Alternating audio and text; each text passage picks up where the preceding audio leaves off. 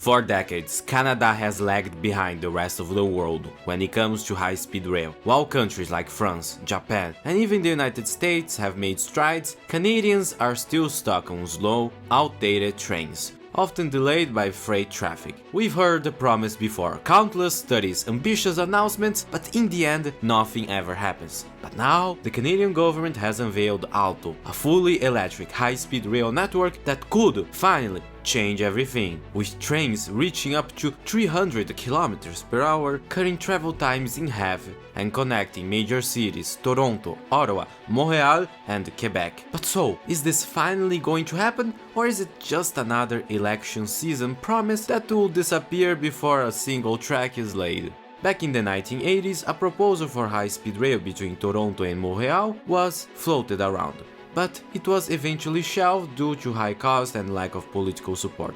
Then in the 90s the government tried again, with plans to link Ontario and Quebec with a high-speed rail network. But once again, budget concerns and opposition from provinces put the brakes on those dreams. Over the years, Via Rail, Canada's main passenger service, has struggled to compete with the speed and efficiency of trains in Europe and Asia.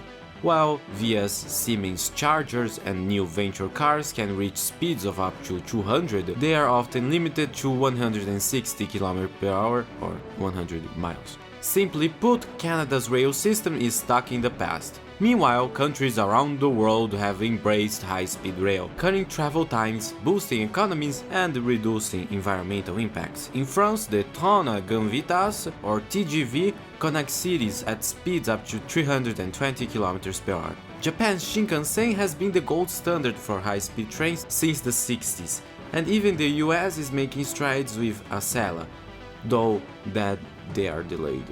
But in Canada, high-speed rail has remained just out of reach. Each new government has promised it, only for those promises to fizzle out as soon as the election is over.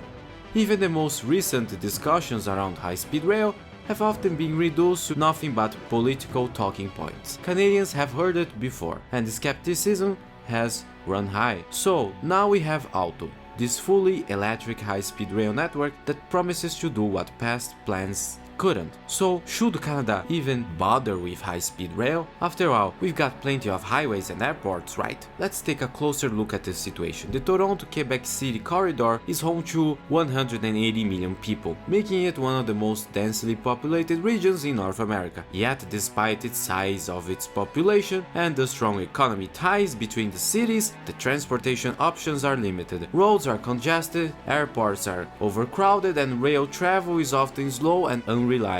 Take a look at road travel. With urban sprawl continuing to grow, traffic congestion getting worse, and it's not just the daily commutes feeling the strain. Business, goods and services all depend on getting from one city to another. Airports, on the other hand, are overwhelmed. The time it takes to get through security, board a flight and deal with delays often ends up making flight more stressful than it's worth. Flights between Toronto or Montreal are quick, but they are not exactly easy. Adding the cost of parking, etc, etc, it's no wonder people are looking for alternatives. That's where high-speed rail comes into play. A network like Alto could completely change the game. Trains that travel at speeds of up to 300 km per hour would cut travel times in half. For instance, Toronto to Montreal, which currently takes 5.5 hours, would be reduced to just 3 hours. High-speed rail also has potential to stimulate the economy. Think about it. Better connectivity between cities mean more business opportunities, more tourism and more trade. Cities like Peterborough, which currently have limited rail access, could see their local economies thrive as people, goods move faster and more efficiently.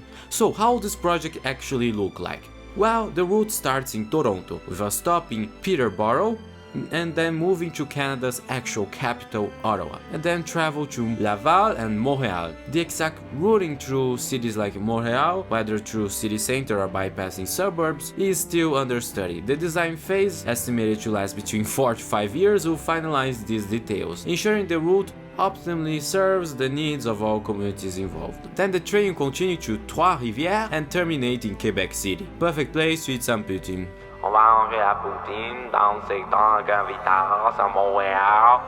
This could be a fantastic project that would connect Canada together. Right now, a train ride from Toronto to Montreal takes about 5.5 hours. But with Alto, that time will be slashed down to 3 hours and 7 minutes, saving you over 2 hours and a half. Montreal to Quebec City is another major leg. Currently it's 3 hours and 17 minutes, but Alto would bring it down to just 1 hour and 29 minutes. That's a saving of nearly 2 hours. These reductions will make Alto a legitimate competitor to both driving and flying. Imagine taking the train from Toronto to Montreal. It's faster than a car ride, with traffic included. It's not just about speed, Alto's trains will offer a level of comfort and convenience that makes it a true alternative to driving or flying. With modern spacious interiors, Wi-Fi and even workstations, passengers will be able to relax, enjoy the ride, or be productive. At least that's what they are saying. We don't have information about rolling stock just yet, but who's behind this project? The project is being spearheaded by the Cadence Consortium, a collaboration of major companies like SNCF, Air Canada, Cita Canada, Keolis Canada, Atkin Reali, a global engineering infrastructure company, and CDPQ Infra, Caisse de dépôt et placement du Québec, which is French for who cares? These industry leaders bring a wealth of experience in rail, aviation, infrastructure and urban planning to ensure that the project is delivered on time, in theory, and to the highest standards, in theory. So why is a major airline interested in high-speed rail? Well, it might sound surprising at first, but Air Canada sees huge potential in this high-speed rail market as an alternative to short-haul flights. Air travel, specifically for routes like Toronto to Montreal or Montreal to Quebec City, is often plagued by delays, airport congestions, and lengthy security checks, issues that train travel can help eliminate. Air Canada could benefit from being involved in high-speed rail by offering seamless connection between rail and air travel, just like it's being done in Europe, enhancing their network of services and ultimately attracting more customers who are looking for a smoother, faster travel experience. This is not unprecedented for Canada. Remember Canadian Pacific? They were both a railway, but they also had hotels and an airline company. If you want to stay updated on the latest news about Alto, high-speed rail, and all the major changes coming to transportation around the globe, be sure to subscribe to this channel. You get exclusive insights and together we can help dive deeper into the world of railways. This capybara has a goal of reaching 500 subscribers by the end of the year. Will you help us? But is this project actually going to happen? Well, it's clear that Canada is making strides towards high-speed rail with Alto. There are still significant hurdles to overcome though, specifically when it comes to politics. High-speed rail has been talked about in Canada for decades, but it's always been just that. Talk. We've seen countless studies, bold promises, and even political campaigns that try to push this idea forward. Yet, every time the momentum fizzles out and the plans fade away before a single track is laid, just like me eating a delicious poutine. Now, with the 2025 federal election looming, some are seeing the Alto project as a potential last-ditch effort by the Liberal government to leave a major legacy before the next election. The Liberals, under current and soon to be former Prime Minister Justin Trudeau, well, at least for now, would want to increase their popularity before the big election, which they are likely to lose. But here's where the concern comes in. Infrastructure projects of this scale take years, sometimes decades, to complete. And given the political cycles in Canada, governments often change hands before these projects come in fruition. There's no guarantee that the next government, whoever it be, will continue supporting the Alto initiative, specifically if it requires significant investment and commitment. We've seen this pattern before with high-speed rail. Past governments have announced ambitious projects only to have them shelved or abandoned when the political winds shift. There's always the fear that Alto could end up as just another election season promise. A shiny new idea rolled out to win votes but left to wither after the polls close. Plus, we have to ask, will the next government, regardless of party, prioritize high-speed rail? Will they view it as a necessary long-term investment or just a huge burden? The upcoming election could shape whether Alto becomes a reality or just another ambitious dream left behind. So, when will this happen? Well, you know the drill: studies, buying the land, engineer projects, so no shelves on the ground until at least 2030. At least that's before that meteor strikes the Earth. This project will take so long to happen, I might be married, have kids, and said kid might be making a video about this project under construction. The introduction of high-speed rail through the Alto network marks a pivotal moment for Canada. For decades, the country has lagged behind other nations in embracing this transformative form of transportation. But with Alto, the dream of high-speed rail is becoming a reality, one that promises to reshape how Canadians live, work and travel.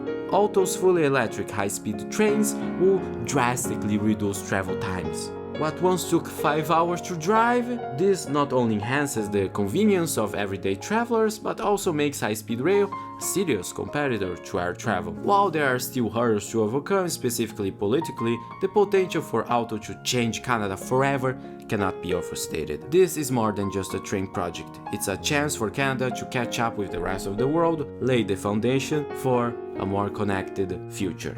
High-speed rail will not only change how Canadians travel, it will change how we think about infrastructure, economy, and poutine. Speaking of that, if you want to see how China is dominating the railroad rolling stock industry, well, check out this video on the screen right now.